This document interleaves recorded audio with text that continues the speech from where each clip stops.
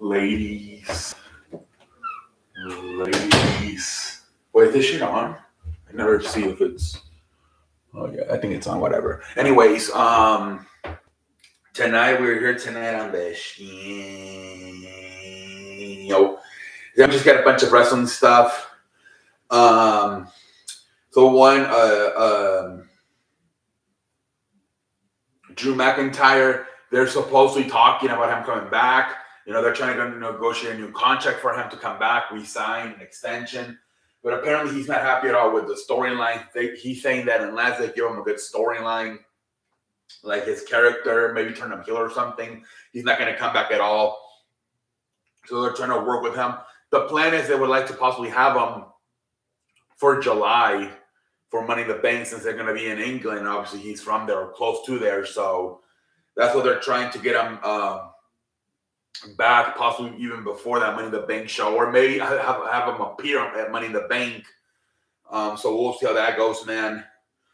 WWE is trying to also negotiate with X-Pac. Wait, is this actually, no, this is AEW, excuse me. AEW is trying to go negotiate with X-Pac about him possibly coming to AEW and doing a storyline with Billy Gunn. Billy Gunn right now is with the Acclaim, so I'm not sure if this would be with the Acclaim as well, or would this be separate with Billy Gunn.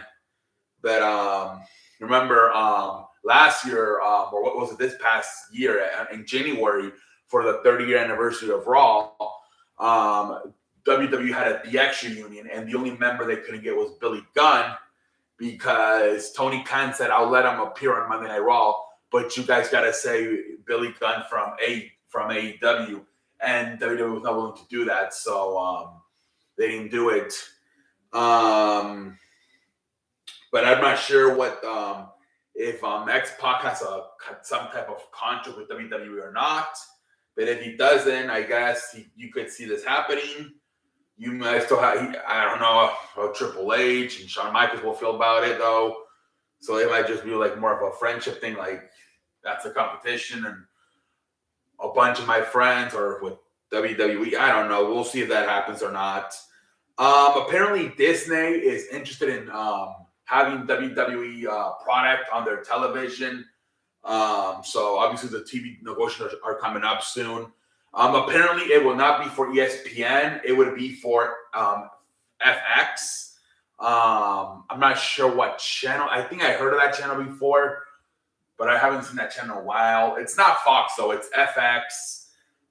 So that would be the plan, that if they do sign a TV deal with Disney, it would be broadcast on FX.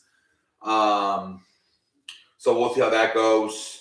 Forbidden Door, about them trying to negotiate also not only to use New Japan and AEW talent, but also to possibly use some Stardom talent.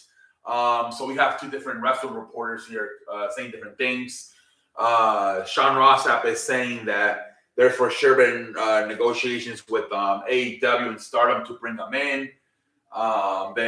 It doesn't matter if they don't have visas, because in Canada you don't need a visa to come in and work, or something like that. He said there's definitely been talks where Dave Meltzer saying there's, if anything, there were talks about Stardom using I forgot who it was, one of their women to fight Kairi Sane at the Tokyo Dome, and that didn't happen. But he said other than that, there hasn't been any contact within AEW and Stardom about possibly participating in Forbidden Door. So Dave Meltzer saying there's no contact, and Sean Rossap is saying there is, so who knows. Chad Gable, they're saying that he's going to start a new storyline tonight. That's pretty interesting because, they had him the last 2 weeks with Maxine. It seems like they dropped Maxine from the Mel Maximum Models, and now they put her as a manager for the Alpha Academy. And I think they said that they're gonna train her to wrestle Valhalla from the Viking Raiders. And now all of a sudden they're saying he's gonna start a new storyline here. So we'll see what they mean by that. But a lot of talk that they're gonna start a new storyline tonight for Chad Gable. So we'll see where they go from that. A lot of people are confused with the WWE, the WWE Championships. because not only did Roman Reigns get the undisputed tag on his, but also Asuka on her new WWE Women's Champion this past Friday. It says undisputed as well. Undisputed means you're the only champion, but that's not the case. As Rhea Ripley is also a women's champion, and obviously Seth Rollins is also a champion. So a lot of people in the company are wondering, why are they using the word undisputed on the titles if there's two champions, there's two women champions, there's two men champions. So a lot of people are scratching their ass and they don't even have androids on why on both Roman Reigns and Asuka's championship it says undisputed on it. They're saying that they could possibly tonight introduce the Woman World Heavyweight Championship for Rhea Ripley, and so we'll see if that one says it. I don't think Seth Rollins says it. We'll see if they do that tonight. If that one has it. If not, we'll see what happens, man. WWE said a lot of returns are planned pretty soon. Maybe Kofi Kingston, Randy Orton, maybe Bray Wyatt. Who knows? Maybe even Big E. Tommaso Ciampa. They're saying, so we don't know who it is, but some of the guys that have been hurt, they could be returning soon. So that'll be good for WWE, man, getting more people to come in, man.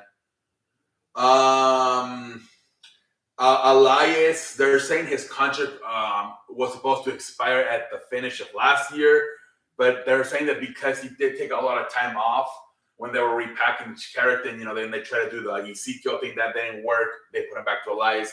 They're saying that those months they were trying to figure out what to do with him. They could have possibly frozen his contract, and that's why he's still under contract in 2023, because it's carrying over for whatever months they froze over. So they're saying that it could be coming up soon. Not really doing much, right? So a lot of people are saying this could be it for Elias. He could walk out of the company because they're not doing much with him. He never got that momentum back. Even when they switched him back to Elias, it was never the same for him. So they're saying it could be it for him. And then final, The Rock. It has not been a good year for him so far. On the same weekend, it was reported that his TV series Young Rock will no longer be televised, I guess, due to bad ratings, and also that he lost $60 million in the XFL. He said on Twitter he will continue to do the XFL. He said it's the first year. We took a lot of L's, but we look forward to learning from those L's, and we look forward to continuing this.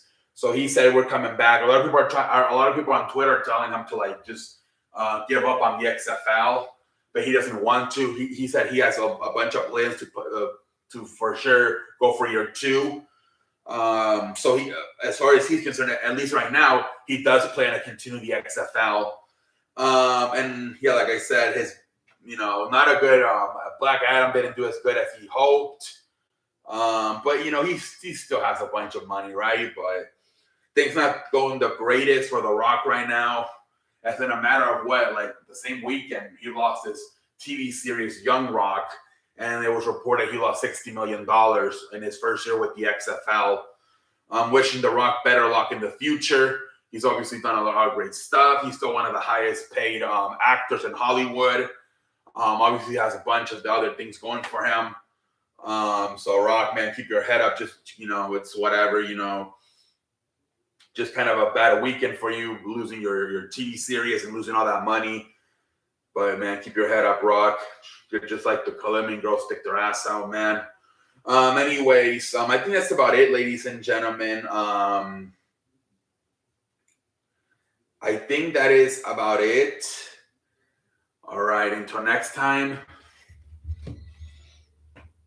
I'm out like a light.